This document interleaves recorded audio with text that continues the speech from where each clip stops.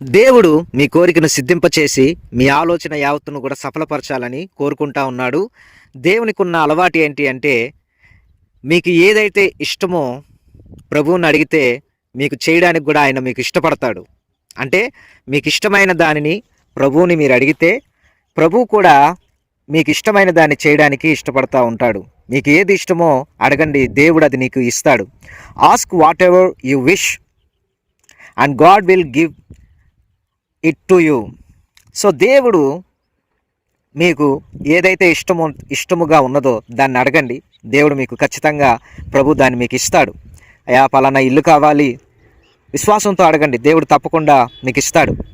అలాగే నా రోగాల్ని తొలగించు ప్రభు, నీకు ఇష్టమైతే నా రోగాన్ని తొలగించు ప్రభు అని దేవుడు ప్రార్థన చేయి, దేవుడు ఖచ్చితంగా నీ రోగాన్ని తొలగిస్తాడు. నీకు ఇష్టమైతే నా అప్పులను తొలగించు ప్రభు అని ప్రార్థన చేయి, దేవుడు ఖచ్చితంగా నీ అప్పులను తొలగిస్తాడు. నీకు ఇష్టమైతే నా జీవితాన్ని మార్చు ప్రభు అని దేవుడికి ప్రార్థన చేయి, ఖచ్చితంగా ఆయన నీ మీద కనికరపడి దేవుడు నీ కార్యం చేస్తాడు. నీకు ఇష్టమైతే ఈ వివాహాన్ని జరిగించు ప్రభు అని దేవుడిని అడుగు, ఖచ్చితంగా ఆ వివాహాన్ని దేవుడు జరిగిస్తాడు. నీకు ఇష్టమైతే అయ్యా పలానా ఉద్యోగం నాకు దయచేయి ప్రభు నీకు ఇష్టమైతే అని దేవుణ్ణి అడిగితే దేవుడు నీకు ఏది ఇష్టమో దేవుడు దాన్ని నీ పట్ల జరిగిస్తాడు. యేసు ప్రభు వారి యొక్క ఆయన యేసుప్రభు వారు దయామయుడు, కరుణామయుడు, ప్రేమామయుడు. అడిగినవన్నీ కూడా ఇచ్చే ప్రభువు మన దేవుడు. కాబట్టి అడిగిన వాటన్నిటిని కూడా ప్రభు మీకు ఇస్తాడు. కాబట్టి ఈ యొక్క వీడియోని మీరు ఆఖరి వరకు కూడా వీక్షించండి, దేవుడు నీతో మాట్లాడతాడు. దానికంటే ముందుగా ఈ యొక్క వీడియోని లైక్ చేయండి, అలాగనే ఈ యొక్క ఛానల్ని మీరు సబ్స్క్రైబ్ చేసుకోనండి, అలాగనే మీకు తెలిసిన వాళ్ళందరికీ కూడా ఈ వీడియోని షేర్ చేయండి. సో ఈ రకంగా మీరు చేయండి. ఇప్పుడు మనకిష్టమైన దాన్ని దేవుణ్ణి అడిగినప్పుడు ఆయన మన యందు ఎలా ఇష్టపడి మనకు దేవుడు ఆ కార్యాన్ని జరిగిస్తాడో దేవుడు ఈ రోజున నీతో మాట్లాడబోతూ ఉన్నాడు. దానికని బైబిల్ గ్రంథంలో నుండి మన యోహాను సువార్త 15వ అధ్యాయం 7వ వచనం, మార్కు సువార్త 1వ అధ్యాయం 40వ వచనం, 43వ వచనం ఇవన్నీ కూడా మీరు రాసుకొని వీటన్నిటిని కూడా దేవుడి సన్నిధానంలో ప్రార్థన చేయడానికి ప్రయత్నం చేయండి. ఇప్పుడు మన వాక్యంలోనికి వెళ్దాం. యోహాను సువార్త 15వ అధ్యాయం 7వ వచనం, నా యందు మీరును మీ యందు నా మాటలను నిలిచియుండిన ఎడల మీకేది ఇష్టమో అడుగుడి, అది మీకు అనుగ్రహింపబడును. నా యందు మీరును మీ యందు నా మాటలు నిలిచియుండిన ఎడల మీకేది ఇష్టమో అడగండి, అది మీకు అనుగ్రహింపబడును. దేవుని వద్దకు వెళ్ళి మనకిష్టమైన దాన్ని మనం అడిగితే దేవుడు అది ఆయన మన యందు ఇష్టపడి అది దేవుడు మనకు అనుగ్రహిస్తాడు. ఈ రోజున మీకు ఏది ఇష్టమో కామెంట్ చేయండి. మీకు ఇష్టమైన దాన్ని కామెంట్ చేసి కామెంట్ రూపంలో దేవుడికి ప్రార్థన పూర్వకంగా తెలియపరచండి. మీకు ఇష్టమైన దాన్ని ప్రభువు మీకు ఇవ్వాలని ఆయన మీ యందు కనికరపడి మీ పట్ల దేవుడు కార్యం చేయాలనుకుంటున్నాడు. సో మీరు కోరింది ఏదైనా కానీ న్యాయంగా వాక్యానుసారంగా ఉన్నట్లయితే ఖచ్చితంగా దేవుడు అది నీకు ఇస్తాడు. కాబట్టి ఇప్పుడు మరొక వాక్య లేఖనాన్ని చదువుకుందాం. మరి మార్కు సువార్త 1వ అధ్యాయం 40వ వచనం నుండి ధ్యానం చేసుకుందాం 43 వరకు. మార్కు సువార్త 1వ అధ్యాయము 40 నుంచి 43 వరకు చదువుకుందాం. ఒక కుష్ఠరోగి ఆయన వద్దకు వచ్చి ఆయన ఎదుట మోకాలుని, నీకు ఇష్టమైతే నన్ను శుద్ధినిగా చేయగలవనని ఆయనతో చెప్పి ఆయన వేడుకొనగా ఆయన కనికరపడి చేయి చాపి వాడిని ముట్టి, నాకు ఇష్టమే, నీవు శుద్ధుడు కమ్మని వానితో చెప్పాను. వెంటనే కుష్ఠరోగం వాడిని విడిచెను గనుక వాడు శుద్ధుడాయన. చూడండి ప్రియా దేవుని బిడ్డలారా, ఒక కుష్ఠరోగి యేసు ప్రభు వారి వద్దకు వచ్చాడు. ఆయన ఎదుట మోకాలుంచాడు. ఆయన ఎదుట మోకాలుంచి ఒక మాట అంటున్నాడు. ఏంటి అంటే, ఇక్కడ ఆయన ఎద్దకు వెళ్ళి ఈయన ఏమంటున్నాడు అంటే, అయ్యా నాకు అది కావాలి, ఇది కావాలి, అది చెయ్యి, ఇది చెయ్యి అని ఆయనతో యేసుప్రభు వారితో చెప్పట్లా. మొట్టమొదటిగా ఏమన్నాడంటే, అయ్యా నీకు ఇష్టమైతే, ఇఫ్ యు లైక్ మీ, మరి నేను ఈ స్థితిలో ఉన్నాను, నా పరిస్థితి చాలా దారుణంగా ఉంది, నన్ను శుద్ధినిగా చెయ్యి ఆయనతో చెప్పి ఆయన వేడుకున్నప్పుడు యేసు ప్రభు వారు కనికరపడ్డాడంట.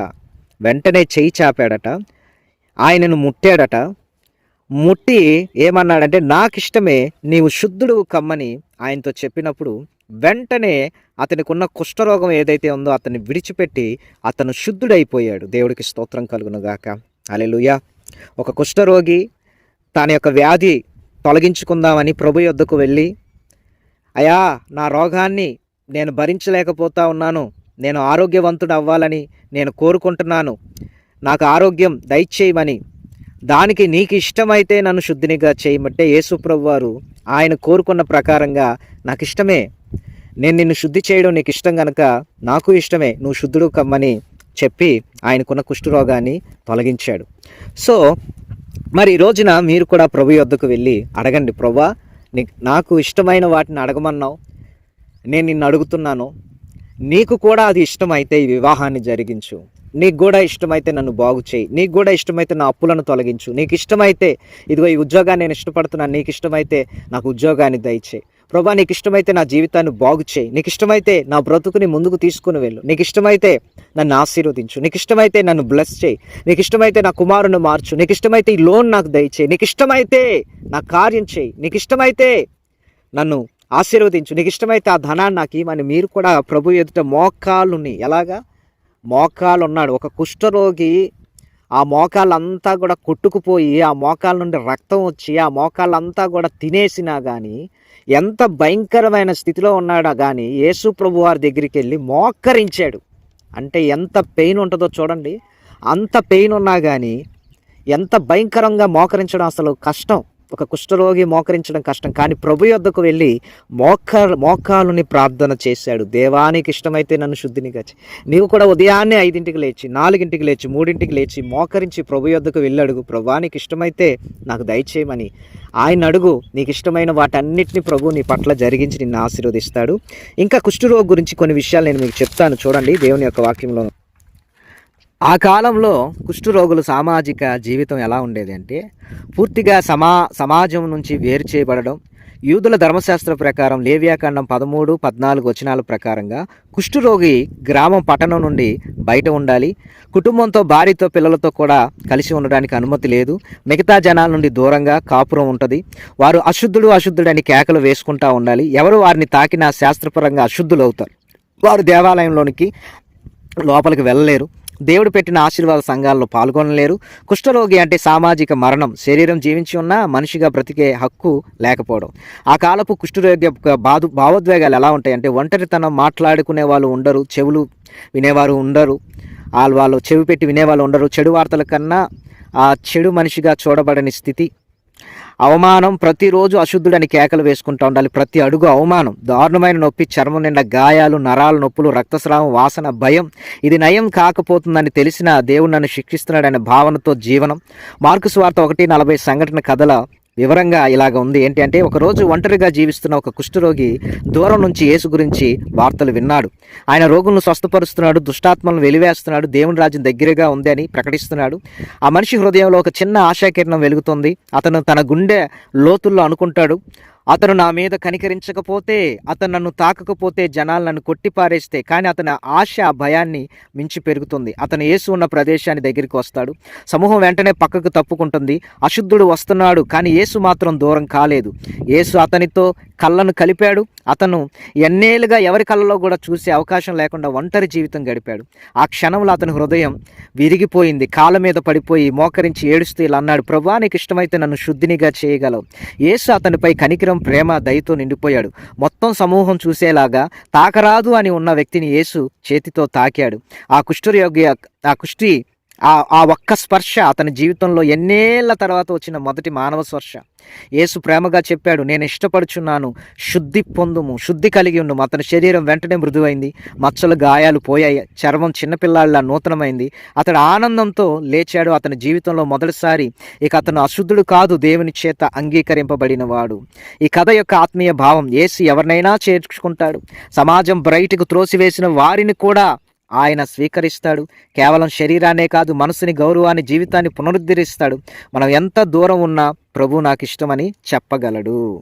కాబట్టి ప్రియమైన దేవుని బిడ్డ, ఈ రోజున దేవుణ్ణి అడుగు. మీకు ఏది ఇష్టమో దేవుణ్ణి అడగండి, అది దేవుడు మీకు ఇస్తాడు. Ask whatever you wish and God will give it to you. John chapter 15:7, Mark chapter 1:40-43. So దేవుణ్ణి అడగండి, మీకు ఏది ఇష్టమో అడగండి, ప్రభువు కూడా అది ఇష్టమే, దేవుడు దాన్ని నీ పట్ల జరిగిస్తాడు. కాబట్టి స్క్రీన్ మీద కనపడుతున్న నెంబర్కి, ఒక నెంబర్కి వాట్సాప్ ఉంటుంది, ఒక నెంబర్కి ప్రార్థన అసలు తెలియపరచడానికి ఉంటుంది. వాట్సాప్కి సంబంధించిన నెంబర్కి వాట్సాప్ ద్వారా మీ ప్రార్థన అసలు తెలియపరచండి. కాల్ నెంబర్ ఏదైతే దాన్ని ఫోన్ చేసి ప్రేయర్ చేయించుకోనండి. సో వారం 10 రోజులైనా లేట్ అయినా మళ్ళీ ట్రై చేయండి, నేను మీకు ఖచ్చితంగా కొంచెం ఆలస్యమైన రిప్లై ఇస్తాను. సో ప్రభు మిమ్మల్ని దీవించును గాక. ఒక కుష్ఠరోగినే వెలివేయబడినవాడు, తాకబడినవాడు, అతని జీవితం నాశనం అయిపోయినప్పటికీ ప్రభు అతన్ని లేవనెత్తి ఆశీర్వదించి అతన్ని బాగు చేశాడు. అంతకంటే దారుణంగా నీ జీవితం ఈ రోజున ఉండవచ్చు. నీవు అనేకుల చేత వెలివేయబడవచ్చు, నీ యొద్దకు కూడా ఎవరు రాకపోవచ్చు. దేవుడికి ఇష్టమే నిన్ను బాగు చేస్తాడు. నీ జీవితం మారిపోతుంది. మోకాళ్ళుని 3 రోజులు ప్రభు సన్నిధానంలో ఉదయాన్నే లేచి, ప్రభా నన్ను శుద్ధినిగా చేయి, ప్రభా నా జీవితాన్ని మార్చని ప్రార్థన చేయి. ఖచ్చితంగా నీ జీవితం కూడా మారిపోతుంది. నీ సాక్ష్యాన్ని నాకు ఫోన్ చేసి చెప్పండి. God bless you. కామెంట్లో యేసయ్య నన్ను శుద్ధినిగా చేస్తాడు, యేసయ్య నన్ను శుద్ధినిగా చేస్తాడని కామెంట్ చేయండి. దేవుడు మిమ్మల్ని దీవించును గాక. God bless you. God bless.